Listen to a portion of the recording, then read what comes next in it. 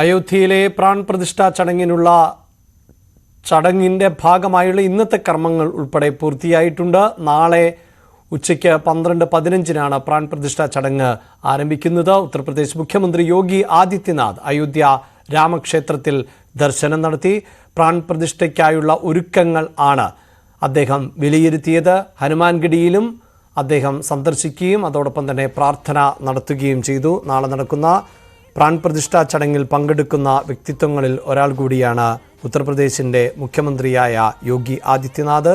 യോഗിക്ക് പുറമെ ശ്രീരാമ ജന്മഭൂമി തീർത്ഥ ട്രസ്റ്റിൻ്റെ പ്രസിഡന്റ്, രാജ്യത്തിൻ്റെ പ്രധാനമന്ത്രി നരേന്ദ്രമോദി, ഉത്തർപ്രദേശിലെ സ്പീക്കർ ആനന്ദിബെൻ പട്ടേൽ, RSS മേധാവി മോഹൻ ഭഗവത് എന്നിവരാണ് ഗർഭഗൃഹത്തിൽ പ്രവേശനം ഉള്ള വ്യക്തിത്വങ്ങൾ.